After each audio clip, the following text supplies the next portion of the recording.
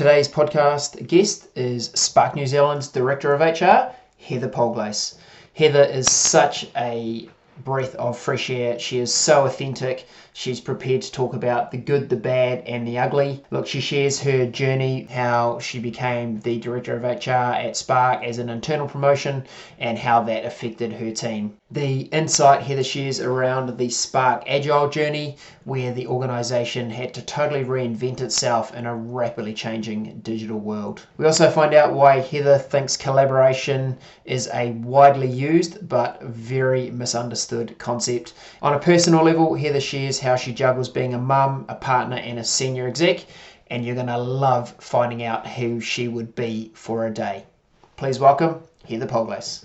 Hey Heather, welcome along to the podcast. Thanks, Ryan. Fabulous to have you here. I think you've got lots of insights you can share, not only with your current role at Spark, but you've got a significant corporate history in HR and leadership. But before we dive into those details, how about a bit of quick fire? Yeah, of course. Fast facts. Are you breakfast or dinner? Breakfast. What'd you have this morning? Toast. Oh, not that Bad dynamic. nutritional value. Not that dynamic. Yeah, no, I prefer eggs. A bit of an eggs girl in the morning. Nice. Poached. Yeah, perfect. Good Yep. bit of protein. Yes. Healthy fats, like it. Okay. Holiday, will you be bungee jumping or on the pool lounger with a cocktail? Oh, I do like both without trying to have it each way. But right now would be pool lounger, for sure. A little bit of downtime would be helpful. Totally. Yeah, totally. Restoration. Restoration. Yeah. Right. That's a good word. Yeah. Good word. Are we most likely to find you in trainers or heels? Oh, I'll be wearing the heels more often, but there's a lot of trainers in the backlog. Right. Man, I sound like I'm having a bet each way. Yeah, this is not like a political No, statement. No, you can't. Just down the middle. You can't answer a question directly. It'd be helpful. When you're reading, do you prefer a real book or an ebook? Real book. Why? I like the smell of a new book. I like hardcover versus paperback. I like the fact that it transports me to I'm now focused on this task. Right. Okay. Do you have a big bookcase? I've got a massive bookcase. Massive bookcase. I think there are 10 in the backlog pile at the moment. Right. Simon Sinek's Infinite Game is at the top at the moment. Okay. Unread. Okay, and maybe you could add Marie Kondo in there as well. Spark Joy. I've got. I do have that. You have that? I should read that. Yeah, just sometime. Cats or dogs? Dogs. Oh, yes. Can I Early be more riser? specific about the dogs? Yeah, please do. Labradors. Nice. Yeah, got to be a Labrador. Yeah. Yeah. You have one currently? Yes. Yes. Have had 2. Name? That's interesting. Yo-yo. Yo-yo. Yo-yo. Always comes back? No, the complete opposite, but can bounce 6 feet off the air on all 4 paws at once. That's impressive. So it's his party trick. Yo-yo. It's a good one. Yeah, okay. We're just so aligned here. Labradors, it's all working. Routine, are you an early riser or a night owl? Definitely an early riser. Nice. And entertainment, would we find you watching a thriller or a comedy? Comedy. Yeah. That was decisive. Yeah, very. Yeah. Yeah, Have you I'm got a total scaredy cat. Have you got an ultimate recommendation for a comedy? Oh, wow. We need some light relief. What would we look? Wow, ultimate recommendation. You know, I'm one of those people that can't remember the favourite song or the favourite movie, but when I watch it again, I go, yeah, see, that's the greatest movie of all time. But I was watching the other night two films on 2 different nights. Normally I fall asleep in them too, which might be the reason why I can't remember them. One was Tarzan. Right. Not a comedy, but interesting. And the other one was The Hangover Part 2. Classic. I think I fell asleep on that one. Yeah. I think the Hangover is a movie I watched on the plane, and I'm fairly sure that everyone on the plane knew that I was watching something very funny. There was a lot of laugh out louds in there. Yeah. Okay. So Heather, look, a deep background in HR, but when you were a school student, little one growing up, what did you think you'd be doing? Yeah, I very early on was nurse, and I think that was probably purely based on the fact that my mother had been one at a point in time when I reflect on that. And then I decided straight out of school that I had the grades to go into law, so I was going to be a lawyer. I might have had the grades, but I didn't have the stickability for Legal 101, and Shadows at the time at Auckland University was a popular haunt. So we did a quick diversion and we went to family legacy, and I went and did a hospitality management degree, which is basically a business degree with that focus. And then I fell into hotels, and then I fell into events, and then I had an amazing HR director who sort of sponsored me in the hotel realm, and then before you knew it, HR was it. Wow. Yeah. There we go. Yeah. And your role now at Spark? Yeah, so HR director as of, I keep saying that I'm in the first 90 days. I actually am out of the first 90 days. You're in your second block of first 90 days. Yeah. Yeah, so you take the first 90 days as, that was yours, and now we're in the beginning of the role. And I think I've been with Spark for six and a half years. So it's been a huge, fun, challenging, fast ride. Felt quite a few different roles in there and had opportunities to not just do what I would call HR. I think, to be honest, I probably would have left HR if I was doing traditional HR. It's been really transformation and a lot of leadership development work, which is a huge privilege. And what happened to the team around you? So you were promoted, Yes. straight up, obviously left a hole. Yes. You have now a bunch of direct reports. What does it mean for them? Yeah, like a huge opportunity as well. So that is the only reason that really I get out of bed to do an HR gig, is the opportunity to create systemic change for other people around me and give them a new stage to step onto. So there were 3 or 4 people that stepped up, got new breadth of portfolio, and so it was a shared, co-created learning first 90 days as we all kind of floundered around a bit, and then we had a bit of a break over Christmas, and then I was hugely basically in awe of the fact that these people that I really rated before came back with new energy, new focus, let me at the stage. Cool. So at Spark, you've undertaken a big Agile program. Yes. How much were you involved at the ground level when that first got kicked off? Can you give us some insight? What was the thinking about why such a strong move to Agile? Yeah, from 2013, Spark's been on a mission from God, really, to turn around, to transform itself, to move from being a telco in decline to being, a burgeoning digital services provider that is about bringing that digital future faster. So Agile, whilst some people might look at it from afar and think it's quite revolutionary, for us it was actually a natural evolution. Right. And even though we'd done a lot of transformative work over that period where I was firmly in the organisation, all roads led to the fact that we were kind of making up for time in terms of our performance, and actually what we now needed to do was supercharge further ahead in a way that wasn't clambering some of the things that we had or hadn't done in the past. So I was involved in this could be an idea, what do we think about that, some of the early learnings. The leadership team at the time went and had a look through Europe at some companies in different industries.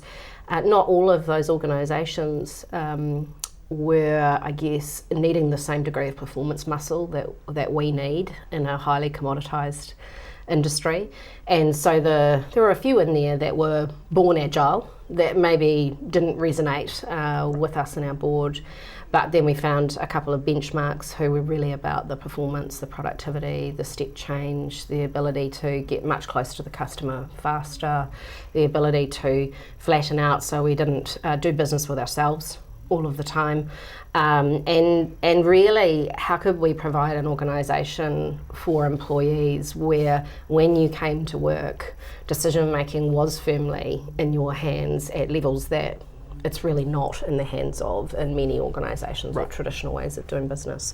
So that was that, and then I actually went off and had a baby, so I say that was the best timed maternity leave ever, but I was only away for the actual sort of structural flip, and then I was back 4 months later when I guess the rubber hit the road around so now how do we really hone this beast that we've flipped into, and how do we mature it fast beyond simply flipping to something.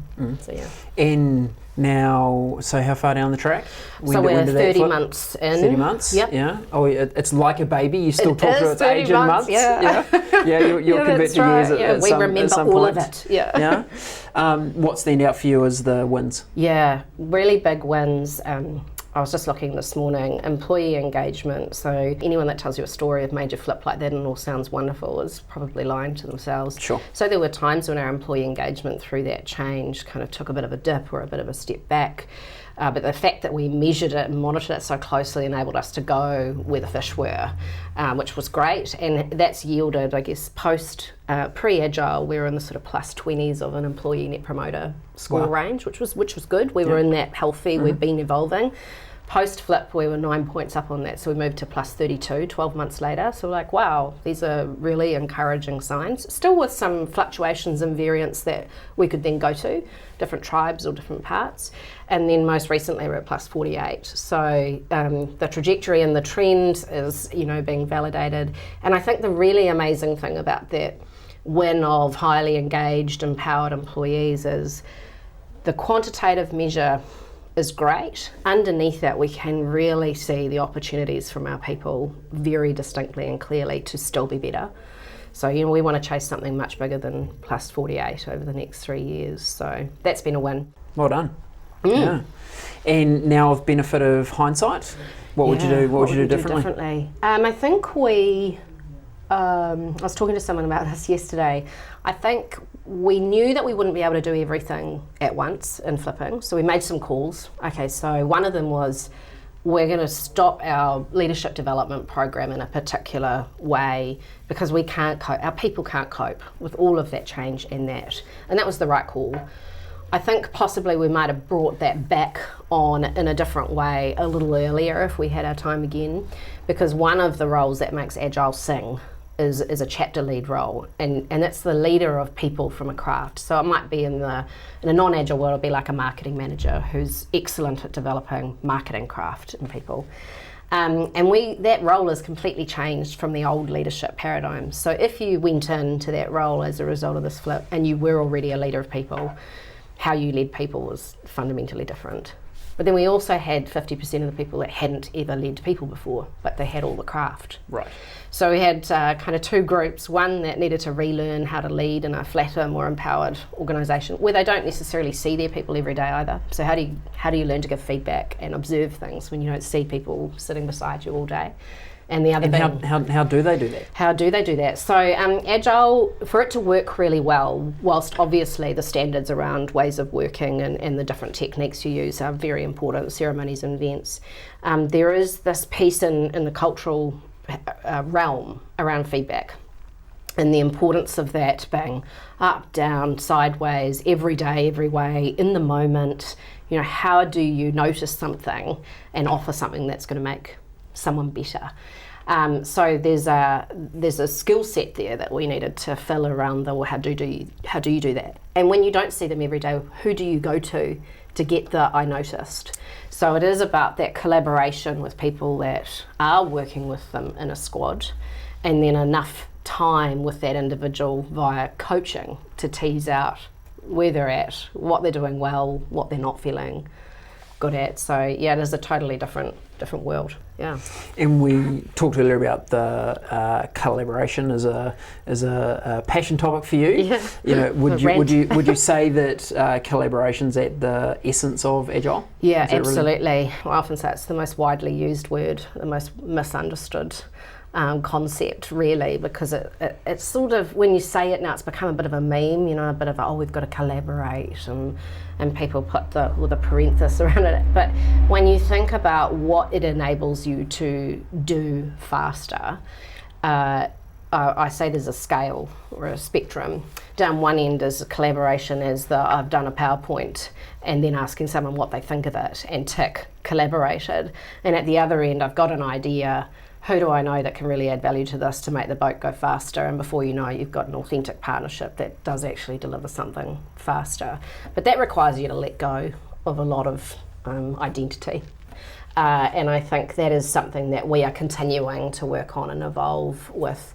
How do you do a bit of self-inquiry and a bit of reflection around where is my collaboration on that spectrum? Or that's probably not a very sophisticated spectrum, but... I think it's maybe not sophisticated, but it's insightful. Yeah. And I think we've all sat in the PowerPoint presentation. Collaborated. Hopefully 9 slides, not 90. and then got to the end and someone's gone, so what do you think? And you're kind of going, well, I can give some feedback here, but it feels pretty predetermined about what you think and how it's going to be and what's going to come from here. When someone comes to you in a less formal setting and goes, here's an idea, what would be your perspective? How do you think it might influence our customers, our partners, our whatever? Absolutely. And suddenly you start shaping, you feel much more invested. Yes, in and valued, which is like the human psyche, right? We all want to know that we've been able to help, add value, contribute. And I was saying to someone the other day, you know, to your point, when you sit there and then someone goes, so what do you think? There's only really two courses there. Neither drive anything positive for the receiver of it or the deliverer. And I was saying to this individual, I said, so I can then offer the challenge so that then incites defensiveness in you because you're a human. So I can dress that up and probably spend a disproportionate amount of time and energy thinking about how I'm going to frame it, and in the process probably say nothing to try and protect you from feeling defensive. Or the other option because we see how much effort you put into your 90 slide power deck. Thank you for that. Is there an exec summary here? Yeah. So the other way, which is I say nothing in the room and go into a passive state, but probably likely if I'm a human being to go into a covert, round the back, frustrated rant, or at least, oh my God, they've got no idea how to work with us. Yes. So I said, so not much good can come out of the PowerPoint. Bearing in mind though, I often say to people, like, not everything is a collaboration. I think that's really important in the Agile construct, is there's a really stable backbone that sits behind Agile. It's not all free love, empowerment and collaboration and we all, you know, hope we'll get there. There's a stable backbone, and then when you've got that structure and performance muscle, and then you can add to that the way that we would all like to be treated and work together every day, because why would we want to be on the receiving end of the PowerPoint collaboration? Yeah. So if you had a magic wand that you could just wave or twitch your nose, whatever, however your superpower happens, bewitch kind of styles, what would you do? For my superpower? Yeah. I would like to be able to see the speech bubbles above people's heads in a meeting. Are you sure? Yeah, no, I am. Really? I've thought about this. I am. Because I've seen enough in terms of work stories to know I can handle some stuff. And I think whilst one of my superpowers is quite instinctively, I usually can decipher the speech bubble anyway. Like the sniff test is really strong. I'm probably more instinct, gut-led leader, insight than I am intellect. Sure. I'm not saying that I don't have any intellect, of course, but I probably use that gut brain more. So I think being able to do that faster would be hugely valuable to me, and very scary for everybody else. Very scary for her, and I'm sure at times highly entertaining. You're thinking about what when we're talking about this? Yeah. Did I hear you just say I'm an idiot? Yeah. Oh, no, sorry. Yeah. There was a movie, wasn't there? Mel Gibson could kind of hear everything was going. Right. Yeah. Okay. It didn't work out that well for him, did it? No. But I mean, there's the movies and then there's reality, and I think I'd use it for good, not evil, as well. Yeah. Okay. I saw one of your colleagues had commented that your superpower was the fact that you could look at the wide spectrum of what was going on. So whenever there was an issue on the table, it wasn't just an HR perspective, it was a commercial perspective, it was a customer perspective, it was an employee perspective going on. Would you agree that that's been one of your strengths, and how has that helped? Yeah. I think because my upbringing was in family business and understanding, I went to a private school, but geez, my parents had to work hard to send me there. And I quickly learnt when the business was going well, then I could have some of the things that all my friends had that maybe they never had to think about, but I did. And when it wasn't, well, then the constraint was on. And so a lot of it comes down to that early start into the world of business is about cash. And if you don't have that, we're dead in the water. I think that I love the running a business concept as well. Like I love the how do all those parts come together? And I think what that person is saying is the superpower, I know who that is now actually, the superpower is I'm quite cognitively flexible. So we'll be in a room, we'll be talking about one thing and I'll be like off, going, oh, I heard that over there yesterday and someone was talking about the commercial reality of that. So how does that add up to that decision? So if I take that cognitive flexibility and joining dots and then a disproportionate amount of courage and conviction, then that's served me very well. Most of the time, I had to learn how to live comfortably in that skin though, because I haven't always worked with people that really like that. We always all work with people that, run their lives and their roles really differently. And I've had to learn about how to hold on to the things that make me effective and a strong team member and the contribution that I have, and not at times when there might be someone a little more abrasive or resistant to hearing a view from someone who's not, let's say, well, you're not in sales, what would you know? Sure. How do I not withdraw when let's say, an aggressive view comes on? So that's been a huge learning for me. That has also served me really well in my career, because the resilience muscle then keeps getting built up until the point that you don't think about it anymore. You don't think about, will I say this now? In fact, I don't. Will I say this now? Never a speech bubble that I have. Yes. But, even a couple of years ago, I still would have had that. You've talked about, if there could be a legacy for you, it would be to be able to look back at your career and go, I've helped some other people step up and grow and develop. Yeah. Give us some insights into, not only in a role as an HR leader, you're obviously developing your own HR team, you've got a centre of excellence around HR at Spark, so you're trying to develop that crew, but then you've also got a massive responsibility about trying to develop the capability right across the organisation. Yeah. Can you give us a couple of insights into how you try to do it with your own team and what you try to identify, and then maybe some examples from the business? Yeah. So start with the own team.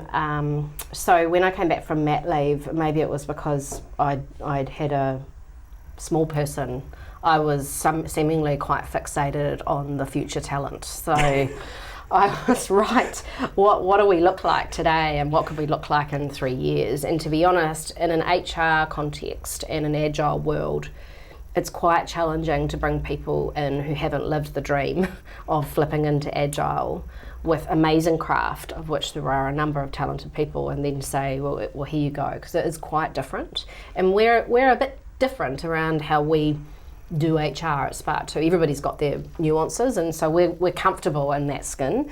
So I brought in 2 grads to start off with, and that was uncomfortable. So part of how I do it is find what makes me uncomfortable.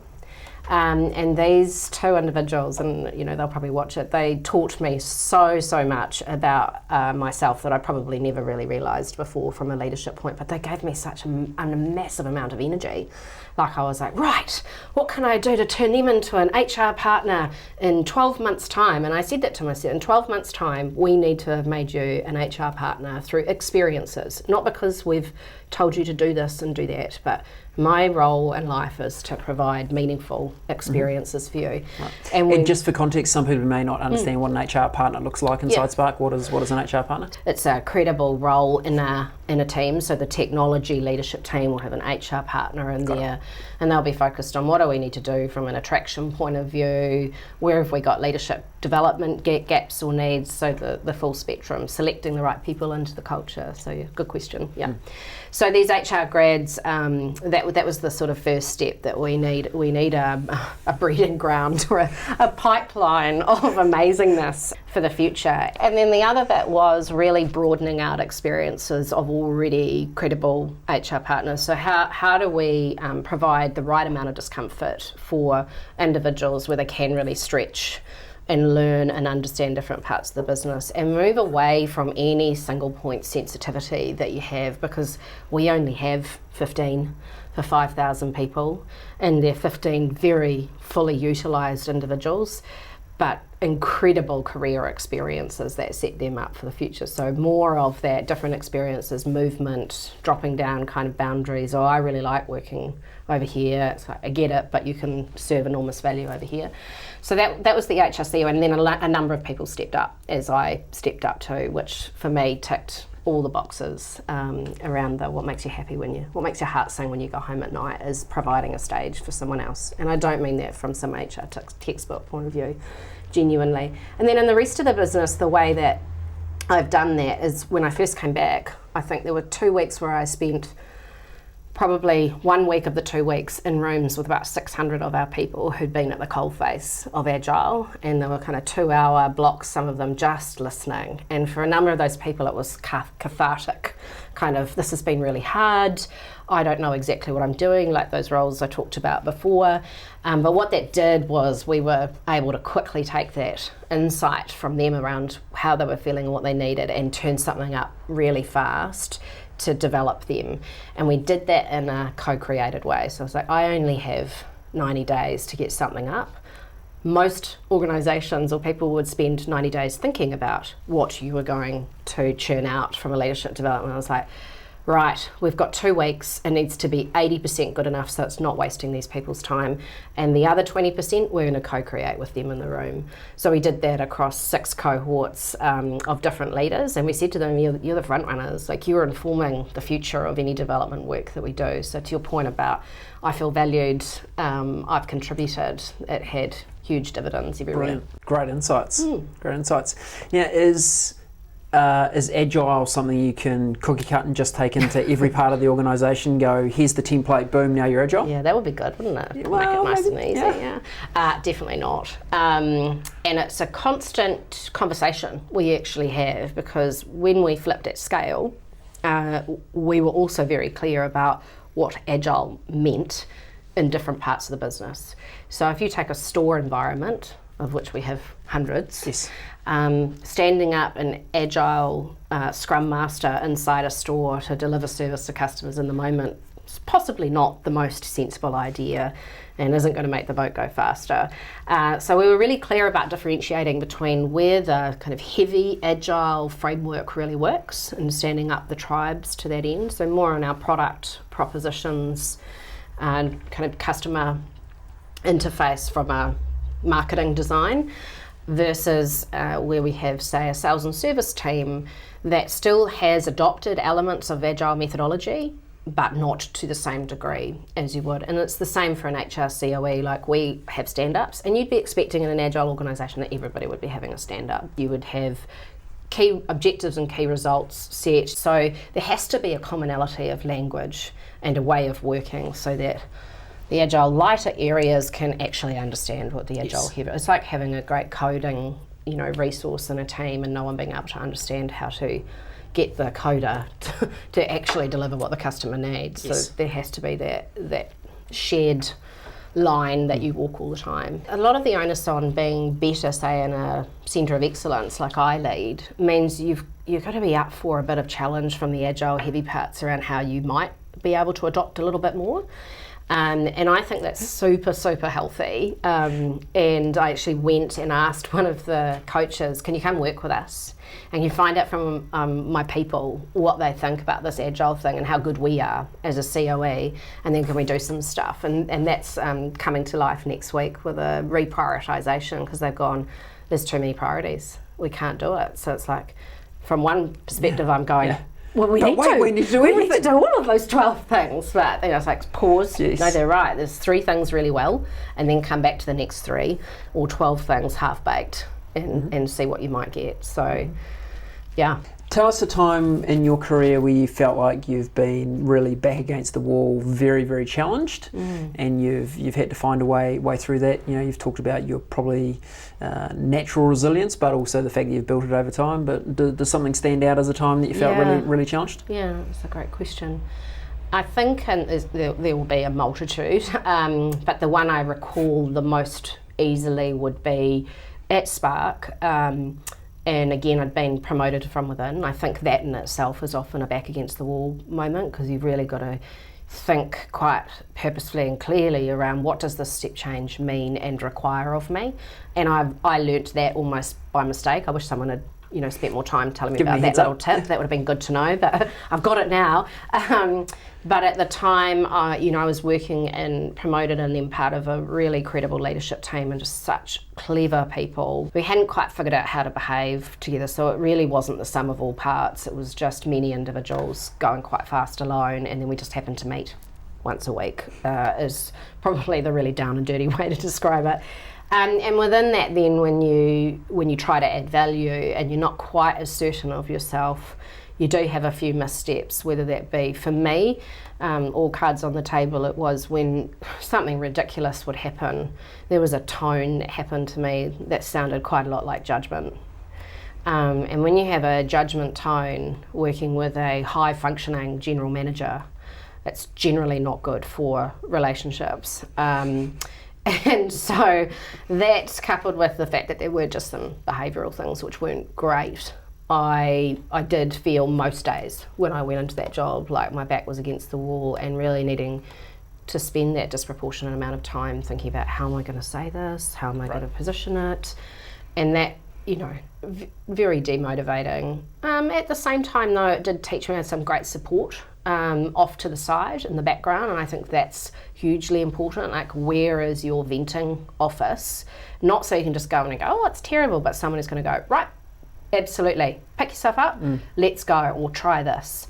And that really helped, though, even though I still felt back against the wall, it still gave me some, movement out of that place. So, I learned so much about business behaviour, myself, what's okay, what's not okay. Great learnings. Very good learnings. Yeah, and good learnings for the people listening as well with that kind of insight. Yeah. Always interested with our podcast guests to understand not only the business context of what they do. We know you've got a huge job. You've got just like 5,000 people you're responsible for, so not too much of a major. I was feeling quite good about it before I said that. What do you do to take care of Heather outside of business? Great question.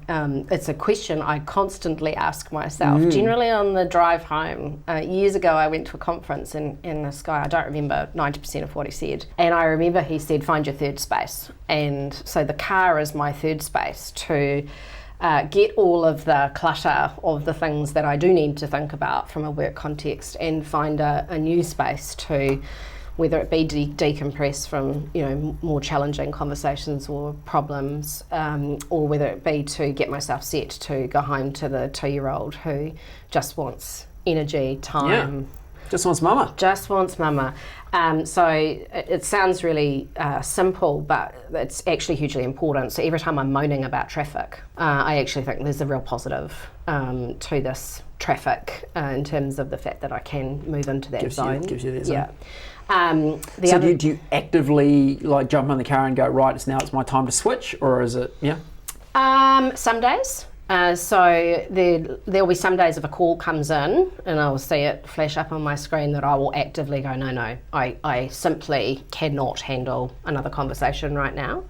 Other days, I actually get or garner a lot of sort of that mental health from using my energy quite a lot. So for a lot of people, they need more decompression. I actually quite like that adrenaline and keeping on going. So I'll make a call in any given moment around is this going to be potentially energizing? You don't always get it right. The conversation when you have it could be the opposite. But I make a call on any given day to do that. I do think that there is a space in my life more so than ever with now a 2-year-old and this role for being better at the practice of mindfulness. And I've started some conversations with a couple of coaches around, what does that exactly look like? How do I, because at the times that I can't sleep, I will use one of those mindfulness stories. And I have never heard one of those stories out beyond the lavender fields that you are walking in to start off with. So I know there is an absolute place for me in doing more of that completely forced decompression, almost is what I'd call it. Then from a physical point of view, that's become more and more important to me since I had Georgie, and it actually is a differentiator or a game changer in any given day. So as an example, I haven't kept my physical exercise in the last 3 weeks where it was, and the difference that it's made to an energy and not a positive way over the last 3 weeks is so pronounced. So I know for me, I need those endorphins which come from proving that I can do something that feels awful in the moment, but hugely amazing afterwards. And in the morning is just, I get so much energy. And tell us about being a mum. I have the personal experience of being married to an amazing woman that can do the job. Yes, I do. Who can do the job thing, who can do the mum thing, who just seems to be all over everything. There's everything going on, and I am absolutely in awe. How do you go about trying to balance the, seriously heavy-hitting corporate role, being a wife as well as being a mum, and then there's the friend networks and all those kind of things we try to keep up as well? Yeah. Look, all cards on the table. The last kind of 6 months, I wouldn't say that I've been nailing all three of those things. No 5 stars? No 5 stars, no high fives. If we had Reese here, he would tell you that. Right. But I think it is constantly learning about yourself and that to know where you're not at a point in time. So whilst it's true, you've got amazing super mums like your lovely wife, I think what I am really effective at is knowing where the connection isn't at a point in time. Yes. And rebalancing that. I think also I am super fortunate to have an incredible village. And a lot of women talk about that, but I'm a massive believer in the village. My mum, Reese's mum, my sister, the auntie kind of network, it's amazing. So I think, do I get it right every day in every way? No. I think, though, that they are all self-reinforcing. So, my time with Georgie gives me a lot more energy and inclination to want to have different meaningful conversations with Reese as my husband, which then reinforces why I'm going to work. And the other thing that's really unique that Reese and I are experimenting with at the moment and co-creating in an agile sense. We're agile at home. Yeah. Is there like an agile board at home? Apparently coaching's not allowed at home. Not allowed. Yeah, I bet you disguise it just under another label. Have you thought about? Yeah. But Reese took the opportunity to stay at home when I took this job, which he finds incredibly fulfilling, and it's so incredible to see what opportunity that provides for Georgie in terms of these really impressionable kind of years and how much she loves fixing lawnmowers and It's amazing, but without him wanting to do that and providing me with the ability to some nights when I have to stay a bit later or some mornings when I have to go a bit earlier, then I wouldn't be able to do what I do. But yeah, there's some rebalancing in there that needs to be in the third quarter of the role, right? Like not everything all at once. Sure. And as the saying goes, behind every great woman's a better man. Yes. Is that how the saying goes? Well, I think like that at some point in time in the 1950s that might have been that saying. I think it's different now, isn't it? Yeah, maybe. Side by side. So that sounds very collaborative. Doesn't it? It does. Yeah, that'd together. Be ideal. Yeah. Okay, dream for a moment. You could be anyone in the world for a day. Who would you be? Someone else asked me this question the other day and I didn't nail it, so I then gave it a bit of thought. And I have one that I just think is so people will go, what the?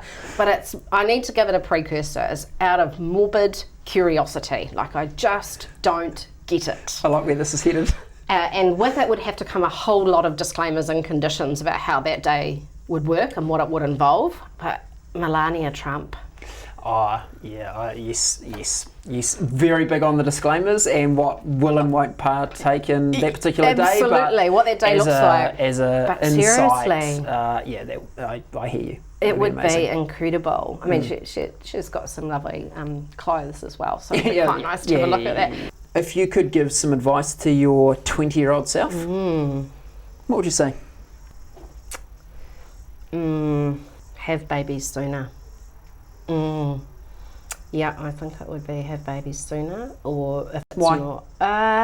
Well, Georgie was a kind of a 7-year movie making ordeal, and when I think about what I didn't know about how much more difficult it is to have children after 32, I think was the.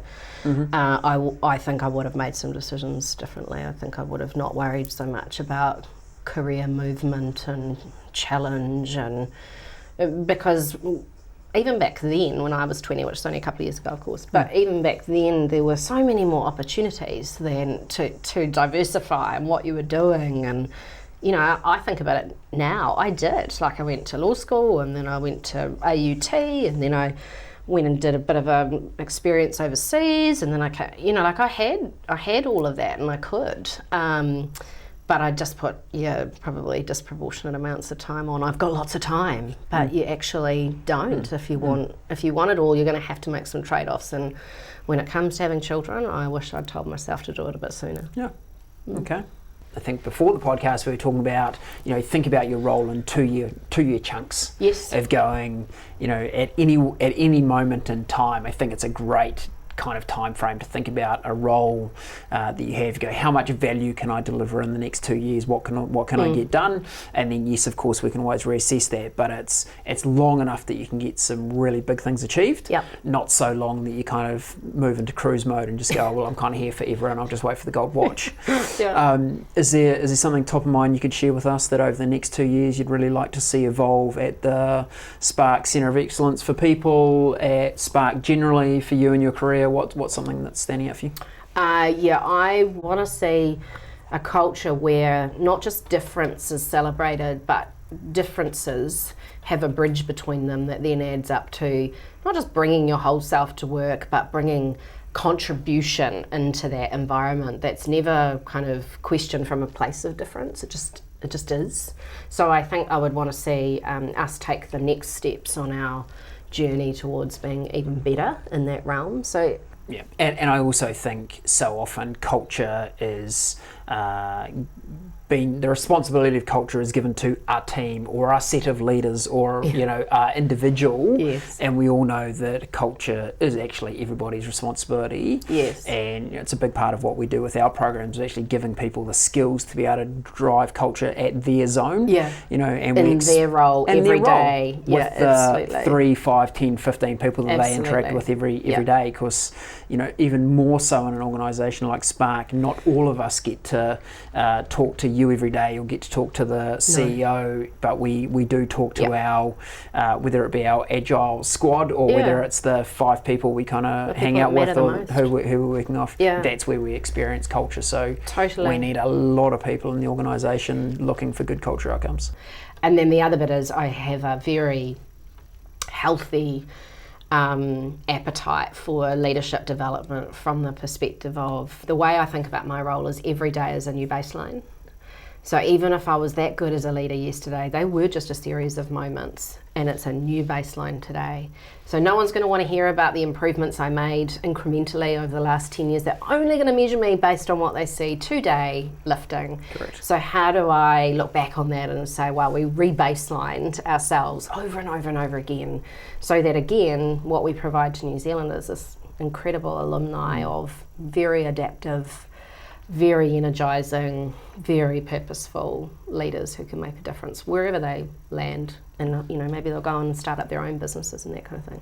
And finally, I would say I do spend a lot of my focus on that HR COE. So in the top right of I'll be a very happy camper if I know I've created an alumni of HR expertise that actually enables, fosters, partners with business leaders to be able to make that happen. Because I think without a mirror holder upper and your own coach by your side, you're only going to be as good as you are in that moment. And Heather, I only have a slight chuckle there because I'm reflecting how many business leaders, you ask them what's the most important thing in your business and they go people, and then you dig into a bit about, well, how much do you invest in them, how much time do you spend growing them? They're like, oh no, we don't do any of that, but they're really important. Yeah, and it's always on the top of the things I'm most worried about next year on all of those reports as well. Correct. And then nothing. Yep. Every research, every survey, every and we just did our roadshow for the emerging strategy as a leadership squad, and we put that firmly front and centre as one of our 4 capabilities that is going to drive that 3-year strategy. And the feedback from our people was like, wow, that's exactly where it should be. Like, we should be front and centre. So if it's true they're our most precious asset, then how much precious time do you spend thinking about what's it going to take, not just for us as the strategy, but I said for them all as future workers, for me. Like, correct. What does that look like? Very good. Heather, such great insights into you as a leader, you as an HR exec on the New Zealand landscape. I'd like to acknowledge you for what you're doing, that essence you bring to talk about development of people, growing other people around you. I can see that it's very genuine, that it's not just this is what it says on the brochure, so I better say it. It really comes from the heart. Thank you for being real and raw with us and telling us, not only where it goes great, but where things are a challenge as well. Have really appreciated having you on the podcast. Thanks so much. It's been a lot of fun. Thanks, Ryan. Cool.